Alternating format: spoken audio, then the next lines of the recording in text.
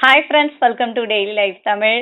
சண்டேவும் வெனஸ்டேவும் தொடர்ந்து market update கொடுத்துட்ருக்கோம். போன வாரம் ஃபுல்லாக நம்ம மார்க்கெட்டில் என்ன நடந்துட்டுருக்கு அப்படின்னு சொல்கிற மாதிரி ஒன்றும் இல்லை. எல்லாமே வாலட்டாலிட்டி மார்க்கெட்டாக தான் போய்கிட்டே இருக்குது. லாஸ்ட் வீக் ஃப்ரைடேவும் பார்த்தீங்க அப்படின்னா அப்படி தான் வாலட்டாலிட்டியாக போயிருக்கு. ஸோ வரும் வாரம் மார்க்கெட் எப்படி போக வாய்ப்பு இருக்குது? இன்னும் ட்ரம்ப் வேறு நிறைய அனௌன்ஸ்மெண்ட்லாம் கொடுத்துக்கிட்டே இருக்காரு. அது இந்தியாவை பாதிக்குமா பாதிக்காதா அப்படின்ற ஒரு கேள்விக்குறிலாம் இருக்குது. இதை பற்றிலாம் இன்னும் நிறைய பேசலாம். அருள்ராஜன் சார் இருக்காங்க. வணக்கம் சார். வணக்கம் சார். என்ன சார் மறுபடியும் ஃப்ரைடே மார்க்கெட் இப்படியே இறங்கிக்கிட்டே போகுது. எஃப்ஐஐஸ் வித்துக்கிட்டு இருக்காங்களா இல்லை எல்லா கண்ட்ரிலையுமே மார்க்கெட் இறங்கிட்டு இருக்கா? என்ன காரணம் சார்? மார்க்கெட் இறங்கிட்டு தான் இருக்கு. தொடர்ந்து ஒரு வீக்னஸ் இருக்க தான் செய்யுது. இன்னைக்கு கூட பார்த்தீங்கன்னா காலையில் ஓப்பனிங் அப்போ ஓரளவுக்கு கொஞ்சம் தாக்கு பிடிச்சிட்டு இருந்தாலும் சந்தை முடிகிறப்போ ஒரு வீக்னஸோட முடிஞ்சிட்டு இருக்கிறத நம்ம பார்க்குறோம். இப்போ ஓவராலாக மார்க்கெட்டோட நிலவரம் அப்படின்னு பார்க்கும்போது இந்திய சந்தையை பொறுத்த வரைக்கும் அப்படின்னு பார்த்தீங்கன்னா இன்னும் வீக்னஸ் இருக்கா அப்படின்னு ஒரு கேள்வியை முன்வைக்கும் போது ஆமாம், கிட்டத்தட்ட எல்லாமே ஒரு வாரத்தின் அடிப்படையில் பார்க்கும்போது 1% கிட்டத்தட்ட 1% இறக்கத்தில் இருக்கிறத நம்ம பார்க்குறோம். ஸோ இது நம்மளுடைய மார்க்கெட்டினுடைய இறக்கம் அப்படின்றது சில முக்கியமான துறை வாரியாக நம்ம பார்க்கணும். ஏன்னா அடுத்த வாரம் எந்த மாதிரியான ஒரு நிகழ்வுகள் வரலாம் அப்படின்றது சொல்றேன். அதுக்கு முன்னாடி குளோபல் மார்க்கெட்டோட நிலவரம் என்ன அப்படின்றத பார்க்கலாம். அமெரிக்க சந்தையை பொறுத்த வரைக்கும் அப்படின்னு பார்த்தீங்கன்னா டவ் ஜோன்ஸ் மட்டும் கொஞ்சம் மார்ஜினலி டவுன் அப்படின்னு நம்ம சொல்லுவோம். மற்றபடி S&P 500 நாஸ்டாக் எல்லாம் ஓரளவுக்கு, அதாவது பெரிய அளவில் இல்லைனாலும் ஓரளவுக்கு வலிமை காட்டிக்கிட்டு தான் இருக்கிறத பார்க்குறோம். அதே மாதிரி யூரோப்பியன் மார்க்கெட்ஸில் இங்கிலாந்தோட ஃபுட்ஸி தவிர மற்றபடி பிரான்ஸோட கேக் ஆகட்டும், ஜெர்மனோட டாக்ஸ் ஆகட்டும் எல்லாமே கொஞ்சம் வலிமை காட்டிக்கிட்டு தான் இருக்கிறத பார்க்குறோம். ஆசிய சந்தைகளை பொறுத்த வரைக்கும் குறிப்பாக ஜப்பானோட சந்தை அப்படின்றது கொஞ்சம் மார்ஜினலி டவுன் அப்படின்னு நம்ம சொன்னாலும் கூட ஹாங்காங் சந்தை மிகப்பெரிய வலிமையை இன்னைக்கு காட்டியிருக்கிறத நம்ம பார்க்குறோம். அதே மாதிரி சவுத் கொரிய சந்தை காஸ்பியும் வலிமையான ஒரு ஏற்றத்தை இன்னைக்கு கொடுத்துருக்குது. ஷங்கை சொல்லக்கூடிய சீன சந்தையும் ஓரளவுக்கு வலிமையான ஏற்றத்தை கொடுத்துருக்காங்க. ஆசிய சந்தைகளிலும் முக்கியமான சந்தைகள் எல்லாம் சற்றே வலிமை காட்டி இருக்கிறத நம்ம பார்க்குறோம். இந்த மாதிரி ஒரு சூழல்ல நம்மளுடைய சந்தை அப்படின்றது இன்னும் தொடர்ந்து இறங்குமா அப்படின்னு ஒரு கேள்வியை முன் வைக்கும் போது இதை கொஞ்சம் கவனமா நம்ம கையாள வேண்டிய இடத்துல இருக்கோம். ஏன் அப்படின்னு சொன்னா வாரத்தின் அடிப்படையில பார்க்கும்போது முந்தைய வாரம் அப்படின்னா டெக்னிக்கலா சொல்றதுதான் ஒரு டோஜி ஒரு அமைப்பு உருவாக்கியது. பொதுவாக இந்த டோஜி உருவமைப்பு அந்த அந்த எந்த டைரக்ஷன்ல இருந்து நகருதோ அதை கொஞ்சம் தடுத்து நிறுத்துவதாக எடுத்துக்கலாம். இப்ப கீழ் நோக்கி வந்துகிட்டு இருக்கிற நிலைமையில அது அந்த இறக்கத்தை தடுத்து நிறுத்துவதற்கான ஒரு முயற்சியாக பார்க்கப்பட்டது. ஸோ அந்த முயற்சி வெற்றிகரமாக முடிஞ்சிருந்தா என்ன இருக்கணும், இந்த வாரம் அந்த டோஜியுடைய முடிவு விலைக்கு மேல இன்னும் வலிமையா இருந்தா அதனுடைய ஹைக்கு மேல முடிஞ்சிருக்கணும். ஆனா அப்படி முடியல. அதுக்கு பதிலா என்ன இருக்கு, அதனுடைய லோவை உடைக்கிறதுக்கான ஒரு முயற்சியில ஈடுபட்டதை நம்ம பார்த்தோம். அப்போ அது இன்னொரு வீக்னஸ் தான் குறிக்குது அப்படின்னு நம்ம எடுத்துக்கலாம். இந்த மாதிரி ஒரு நிலைமையில இந்த இந்தியாவுடைய சந்தை அடுத்த கட்ட இறக்கத்துக்கு தன்னை தயார் பண்ணுகிறதா அப்படின்னு பார்க்கும்போது பெரும்பான்மையான விடைகள் ஆம் அப்படின்னு தான் நம்ம சொல்ல வேண்டியிருக்கு. அதுதான் கரண்ட் ட்ரெண்டும் கூட. ஆனாலும் இப்போ பட்ஜெட் ஒன்று அந்த பக்கத்துல நிக்கிறதுனால ஒருவேளை இந்த இறக்கம் அப்படின்றது பட்ஜெட்டுக்கு அப்புறம் கொஞ்சம் தலைகீழாக மாறலாமோ அப்படின்னு ஒரு எதிர்பார்ப்பும் இருக்குது. ஏற்கனவே இது தொடர்ந்து இந்த சந்தையானது இறங்குமுகமாக இருந்துகிட்டு இருக்கு. இன்னும் பெரிய அளவில் ஒரு ரெக்கவரியே இல்லை. அதாவது இதனுடைய நம்ம உச்சத்துல இருந்து ஒரு கணக்கு எடுத்துக்கொள்வதாக இருந்தால் இது வரைக்கும் பாத்தீங்க அப்படின்னா சந்தை கிட்டத்தட்ட 12.5% இறக்கத்தை கொடுத்துருக்கு. இதுக்கான ஒரு மகத்தான ஏற்றம் எதுவும் வரல. பட் ட்ரெண்ட் வைஸ் பாத்தீங்கன்னா ஒரு லோவர் டாப் லோவர் பாட்டம் இந்த ஃபார்மேஷன்ஸ் அடிப்படையில பாத்தீங்கன்னா டவுன் ட்ரெண்ட்ல தான் நம்ம இருந்துகிட்டு இருக்கிறோம். ஸோ இந்த ஒரு நிலைமையில இந்த ஒரு சூழல்லையும் கொஞ்சம் சந்தையில எப்படி முக்கியமான நிறுவனங்கள்லாம் தாக்கு பிடிச்சிட்டு இருக்கு அப்படின்ற பத்தியும் எந்தெந்த நிறுவனம் வலிமை குன்றி இருக்கிறது அப்படின்றத பத்தி கூட நான் சொல்றேன். நீங்க அடுத்தடுத்த கட்டத்துல டிஸ்கஸ் பண்ணும்போது. பட் முதல் கட்டமாக நான் செக்டார் பத்தி கூட ஒரு ஹிண்ட்டை நான் கொடுத்துட்றேன். செக்டார் அப்படின்றது சொல்றதுக்கு முன்னாடி இந்தியா விக்ஸ் அப்படின்னு சொல்லக்கூடிய வாலட்டாலிட்டி இண்டெக்ஸ் அதனுடைய நகர்வு எப்படி இருக்குது அப்படின்னு பாத்தீங்கன்னா இந்த கடந்த 3 வாரங்களா அப்படின்னு பாத்தீங்கன்னா ஏர்முகமா இருக்கிறத நம்ம பாக்குறோம். அதாவது ஒரு சுமார் 13 அப்படின்ற எல்லையில இருந்த இந்தியா விக்ஸ் எங்க போயிடுச்சு, இப்போ கிட்டத்தட்ட 17 கிட்ட தொடர அளவுக்கு போயாச்சு. ஆக இந்த 3 வாரமா இந்தியா விக்ஸ் என்று சொல்லக்கூடிய இந்த வாலட்டாலிட்டி இண்டெக்ஸ் ஏர்முகமா இருக்கிற இந்த நிலைமையில நம்மளுடைய நிஃப்டியானது எப்பயுமே அதனுடைய எதிர்மறையாக தான் நகரத்துக்கான வாய்ப்பு இருக்கு. பெரும்பாலும் அந்த வகையில தொடர்ந்து இந்த 3 வாரமும் அது இறங்கிட்டு இருக்கிறத நம்ம பார்க்கிறோம். இதற்கு அடுத்து அப்படின்னு பார்க்கும்போது துறை வாரியான ஒரு பார்வையை நான் குயிக்கா சொல்லிடுறேன். ஏன் அப்படின்னு சொல்லும்போது அடுத்த வாரம் ஒருவேளை சந்தை தாக்கு பிடிச்சா எதுல பணம் பண்ண வாய்ப்பு இருக்குன்றதை நம்ம பார்க்கலாம். அந்த வகையில குறிப்பான சில நிறுவனங்களை நான் எடுத்துக்கிறேன். இந்த நிப்டி ஆனது இன்னைக்கு முடியும் போது முந்தைய வாரத்தை விட வலிமை கொண்டுதான் முடிஞ்சிருக்குன்னு பாக்குறோம். அதே சமயம் பேங்க் நிப்டி அப்படின்றது இறங்கி முடிந்திருந்தாலும் கூட, முந்தைய வாரத்தை விட சற்றே இறங்கினாலும் கூட நிப்டி அளவுக்கு இன்னும் பெரிய வீழ்ச்சியை காட்டல. அதனால கொஞ்சம் சாதகமான சூழ்நிலை வந்தா நிப்டி பேங்க் சொல்லக்கூடிய இது ஓரளவுக்கு நமக்கு வலிமை காட்ட இருக்கு. ஆனா ப்ராஃபிட் புக்கிங்க எதுல முடுக்கி விட்டுருக்காங்க இப்போ? ஆட்டோமொபைல் செக்டர்ல நல்லா இருக்கு, சேல்ஸ் நல்லா இருக்கு எல்லாம் சொன்னாலும் கூட அவங்க என்ன பண்றாங்க, இதுல இருந்து காசு எடுக்கிறாங்க. அதனால ஆட்டோமொபைல் செக்டர் அடுத்த கட்ட நியூ லோவுக்கு தன்னை தயார் பண்ணிக்கிட்டு இருக்கிறதா நம்ம பாக்குறோம். இதுல பெருமளவு இறங்கிய எஃப்எம்சிஜி செக்டர் ஏறக்குறை இப்ப எப்படி நிக்குது அப்படின்னு சொன்னா, ஏன்னா நான் தான் முதல்ல ஏறுவேன் அப்படின்னு சொல்லக்கூடிய வகையில அந்த ஒரு எஃப்எம்சிஜி செக்டர் அப்படின்றது இந்த வாரம் அதிகமான வலிமை காட்டிய ஒரு துறையாக நம்ம எடுத்துக்கலாம். இதனுடைய உச்சத்துல இருந்து கிட்டத்தட்ட 17% இறங்கி இருக்கிற நிலையில இப்ப இந்த வாரத்தின் அடிப்படையில பார்க்கும்போது ஒரு வலிமையான ஒரு ஹேமர் மாதிரியான ஒரு கேண்டில் ஃபார்மேஷன்ஸ் இருக்கு.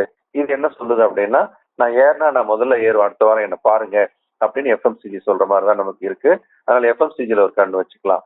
இதற்கு அடுத்து ஃபார்மா, அது கம்பெனிலாம் ஓரளவுக்கு நல்லா இருந்தாலும் கூட அதுல ப்ராஃபிட் புக்கிங் செமையா இப்ப நடக்க ஆரம்பிச்சிருக்குது. ஆனாலும் கூட இன்னும் ஒரு வாரம் பார்க்கணும். முக்கியமான ஆதரவு அது உடைக்காத வரைக்கும் இதுல இந்த ரீபவுண்ட் ஆகலாமா அப்படின்னு நம்ம எதிர்பார்க்கலாம். இதற்கு அடுத்து அப்படின்னு நம்ம பார்க்கும்போது முக்கியமான ஒரு துறை அப்படின்னு எடுத்துக்கிட்டோம்னா ஐடி துறை எடுத்துக்கலாம்.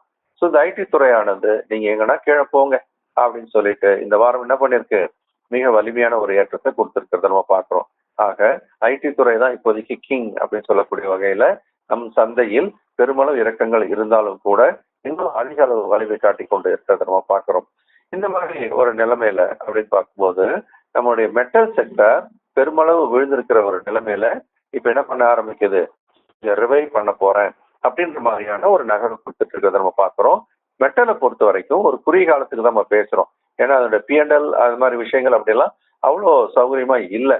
இருந்தாலும் அது இப்போ கேண்டில் அதனுடைய பேட்டர்ன்ஸ் அப்படின்ற பாயிண்ட் ஆஃப் வியூல நம்ம பார்க்கும்போது இந்த வாரம் நிப்டி ஒரு பெரிய, அதாவது நியூ லோவை உருவாக்கி இருக்கிற நிலைமையில நமக்கு மெட்டல் என்ன சொல்லுது, நான் கொஞ்ச நேரம் நின்று தான் பாக்குறேனே, எவ்வளவுதான் போகுது பார்க்கலாமே அப்படின்னு சொல்லக்கூடிய வகையில அது கொஞ்சம் அளவா நிக்கிறத நம்ம பாக்குறோம். அதனால இது 22% உச்சத்துல இருந்து இறங்கி இருந்தாலும் கூட அதுக்கான ஒரு புல் பேக் ரேலி வரலாமோ அப்படின்னு ஒரு சின்ன எதிர்பார்ப்பு இருக்குது.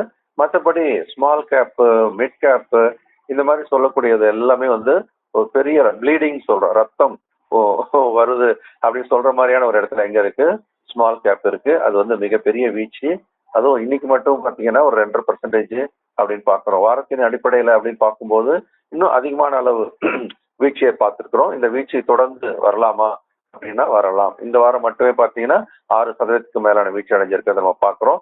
ஸ்மால் கேப் அதிகமான அளவு வீழ்ச்சி அடைஞ்ச நிலையில மிட் கேப்பும் விழுந்துட்டு தான் இருக்கு. But comparatively it is low. அதனால நீங்க கேட்ட கேள்விக்கு உலக சந்தை நிலவரம் சொல்லிட்டேன். அதே மாதிரி செக்டார் வைஸ் இப்ப எப்படி இருக்கு பெர்ஃபார்மன்ஸும் அப்படி சொல்லியிருக்கேன். Okay sir. இப்போ இந்த Q2 ரிசல்ட் பேங்கிங்க்கு வந்துகிட்டு இருக்கா சார்? எதுக்கு பேங்க் HDFC இதெல்லாம் வந்துட்டு இருக்குன்னு நினைக்கிறேன். ஸோ அதோட பர்ஃபார்மன்ஸ்லாம் எப்படி இருக்கு சார்? ஆக்சுவலி இப்போ Q3 ரிசல்ட்ஸ் 3வது காலாண்டு முடிவுகளை பொறுத்த மட்டில் அப்படின்னு பாத்தீங்கன்னா எதிர்பார்த்ததை விட குறைவா இருக்குது அப்படின்ற மாதிரி தான் பார்க்க வேண்டியிருக்கு. ஏன்னா முக்கியமான நிறுவனங்கள் எல்லாமே மலன்னு என்ன ஆயிடுச்சு, குறிப்பா வங்கித்துறையை நீங்க எடுத்துக்கிட்டீங்கன்னாலும் கூட அதனுடைய இறக்கங்கள் அப்படின்றது ஒரு கணிசமான அளவு இருந்ததை நம்ம பார்த்தோம். சில நிறுவனங்கள் ஓரளவுக்கு கொஞ்சம் தாக்கு பிடிச்சி காட்டிருக்கு. அத்துல் சின்ன சின்ன நிறுவனங்களை கூட நான் சொல்றேன், நான் ஓரளவுக்கு தாக்கு பிடிச்சி காட்டியிருக்கிறது பார்க்கிறோம். ஆனா இந்த விஷ்ணு கெமிக்கல் இது மாதிரி ஒரு சின்ன சின்ன நிறுவனங்கள், சொலோரா இது மாதிரி நிறுவனங்கள் அப்படின்னு சொல்லக்கூடியதெல்லாம் கொஞ்சம் ஓரளவுக்கு இந்த சிறிய நிறுவனங்களாக இருந்தாலும் தாக்கு பிடிச்சி காட்டின லாபத்தை நம்ம பார்க்கிறோம். இதே மாதிரி பெரிய நிறுவனங்களும் தாக்கு பிடிச்சதா அப்படின்றது ஒரு கேள்விக்குறியாக நம்ம பார்க்க வேண்டியிருக்கு. ஏன் அப்படின்னு சொல்லும்போது இப்ப டிடிகே ஹெல்த் கேர் அப்படின்னு எடுத்தீங்கன்னா ஓரளவுக்கு அவங்களுடைய லாபம் நல்லாதான் இருக்கிறத நம்ம பார்க்கிறோம். இருக்கிறதுலே கொஞ்சம் லாபத்தை கொடுத்துட்டு இருக்கிற ஒரு முக்கியமான சில நிறுவனங்களை நான் கூட டிஸ்கஸ் பண்ணிட்டு இருக்கேன். ஃபண்டமெண்டலாவும் ஸ்ட்ராங்கா இருக்கக்கூடிய சில நிறுவனமாகவும் நம்ம இதுல பாக்குறோம். ஸோ இந்த வகையில அப்படின்னு பார்க்கும்போது இப்போ அல்ட்ரா டெக் சிமெண்ட் அப்படின்னு டாப் அதனுடைய டாப் லெவல் ஓரளவுக்கு ஏறுமுகமா இருந்தாலும் அடி வாங்க ஆரம்பிச்சாச்சுன்றதை நம்ம பார்க்கிறோம். ஸோ இதுலயும் கவனமா இருக்கணும். அதே சமயம் யுனைடெட் ஸ்பிரிட்ஸ் நல்ல ஒரு சேல்ஸை காட்டினாலும் கூட லாபம் கொஞ்சம் அடி வாங்கி இருக்கிறது என்னமோ பார்க்குறோம்.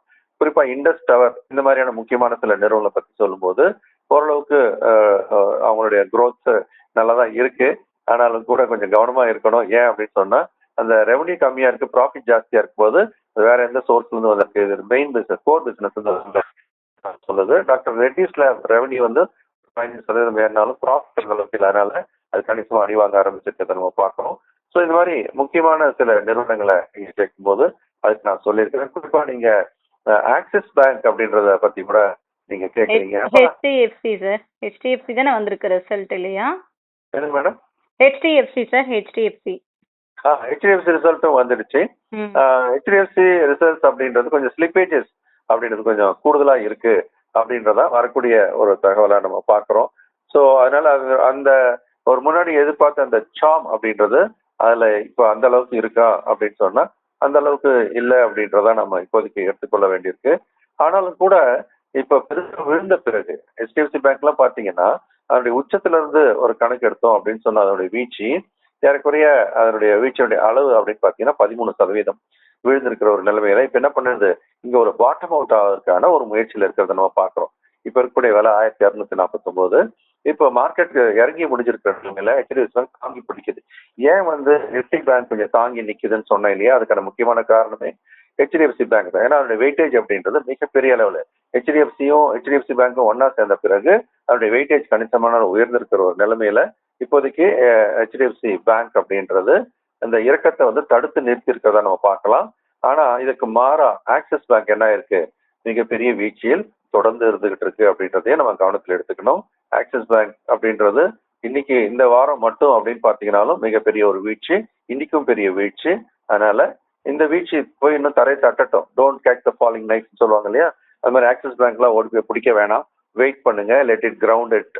அதனால எந்தெந்த துறை நல்லா இருந்தாலும் அந்த அந்த துறை சார்ந்த நிறுவனங்களுடைய பெர்ஃபார்மன்ஸை தனிப்பட்ட முறையில பார்க்கணும். ஒரே துறை தான் வங்கித்துறை, ஹெச்டிஎஃப்சி பேங்க் தாங்கி நிக்குது, ஆக்சிஸ் பேங்க் உடைச்சு விழுந்துட்டு இருக்கு. அதனால ஒரே துறை சார்ந்த நிறுவனங்கள் நல்லா இருக்கும்னு போய் வாங்கக்கூடாது அப்படின்றதுக்காக தான் இதை நான் ரெண்டே கம்பேர் பண்ணி சொல்லிட்டு இருக்கேன். Okay sir. ஸோ ஓவராலா வந்து நம்ம மார்க்கெட் வந்து விழுந்தது எதனால, இன்னும் வந்து விழதான் செய்யும் அப்படின்றத எல்லாருமே வந்து நம்மளோட கெஸ்ட் எல்லாருமே சொல்றாங்க. ஸோ நம்ம வந்து பொறுத்திருந்து பார்க்கலாம் இன்னும் வரும் வாரம் வந்து எப்படி போகும் அப்படின்றத. சார் நம்மளோட எம்எஸ்எம் கிளாஸ் பத்தி சொல்லிடுங்க சார். இந்த மாதிரி மார்க்கெட்லயும் கூட எப்படி நம்ம நிறுவனங்களை தேர்ந்தெடுக்கிறது, எதெல்லாம் தாக்கு பிடிக்க வாய்ப்பு இருக்கு, எதெல்லாம் இன்னும் பெருசா விழ வாய்ப்பு இருக்கு அப்படின்றதெல்லாம் அனலைஸ் பண்றதுக்கும் கத்துக்கணும் எல்லாருமே. எல்லாரும் நிபுணர்களே அப்படின்னு சொல்லுவோம். மார்க்கெட்ல தான் யார் வந்து ஸ்டஃப் உள்ள அவங்க தான் அதுல நிற்க முடியும் அப்படின்றதுக்கு ஒரு நல்ல சூழ்நிலை தகுதிப்படுத்திக் கொள்ள வேண்டும் அப்படின்றதுக்கான ஒரு பயிற்சி தான் இந்த எம்எஸ்எம்.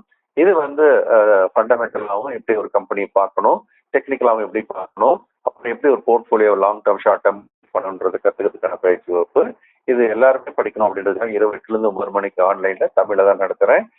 மண்டேலேருந்து ஃப்ரைடே வரைக்கும் 4 வாரத்துக்கான ஒரு பயிற்சி வகுப்பு சரியா பயன்படுத்திக்கிட்டா 2026 பொசிஷன் எடுத்தா 2026 இந்த ஒரு வருஷத்துல நல்லா பார்க்கலாம். Okay sir. ஸோ இந்த எம்எஸ்எம் கிளாஸ் நீங்க ஜாயின் பண்ணணும்னு நினைச்சீங்கன்னா ஸ்க்ரீன்ல இருக்க நம்பருக்கு உங்களோட ஊரு பேரு கிளாஸ் டீட்டெயில் வேணும் அப்படின்னு மெசேஜ் பண்ணுங்க, இல்லைன்னா கால் கூட பண்ணிடுங்க. ஏன்னா நம்ம வியூவர்ஸ்க்கு பார்த்தீங்கன்னா சூப்பரான ஆஃபர்லாம் கொடுக்குறாரு. ஸோ அது நம்ம வியூவர்ஸ்க்கு மட்டும்தான், யாரெல்லாம் கால் பண்றீங்களோ அவங்களுக்கு மட்டும்தான். ஸோ இமிடியேட்டா புக் பண்ணுங்க. இந்த வருஷமாவது கத்துக்கிட்டு ஒரு விஷயத்துல முதலீடு பண்ணுங்க. Thank you sir. நன்றி, வணக்கம். ஓகே ஃப்ரெண்ட்ஸ், மறுபடியும் அடுத்த வீடியோல பார்க்கலாம்.